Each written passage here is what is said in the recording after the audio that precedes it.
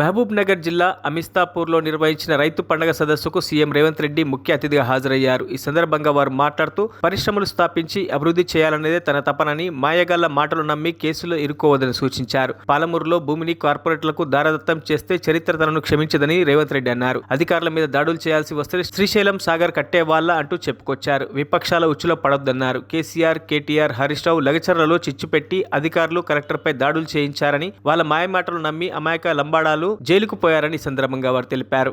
లేకపోతే శ్రీపాద ఎల్లంపల్లి కావచ్చు, ఇందిరా సాగర్ కావచ్చు, సీతారామ సాగర్ కావచ్చు, ఈ ప్రాజెక్టులన్నీ ఆనాడు కాంగ్రెస్ పార్టీ కట్టి ఆ ప్రాజెక్టుల ద్వారా నీళ్లు ఇచ్చి వరుణుడు కర్ణిస్తే ఈ సంవత్సరం కాళేశ్వరం లేకపోయినా, చుక్క నీరు ఇవ్వకపోయినా 1,53,00,000 మెట్రిక్ టన్నులు చరిత్రలోనే స్వతంత్రం వచ్చినప్పటి నుంచి ఈనాటి వరకు 75 సంవత్సరాలలో ఏ రాష్ట్రం ఉత్పత్తి చేయనంత ఉమ్మడి రాష్ట్రం 23 జిల్లాలు.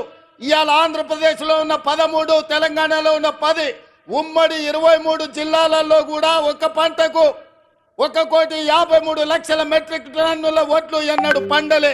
మరి ఇవాళ తెలంగాణ రాష్ట్రంలో ప్రజాపాలనలో మన ప్రభుత్వంలో ఒక పంటకు 66 లక్షల ఎకరాలలో 1,53,00,000 మెట్రిక్ టన్నుల వడ్లు పండి.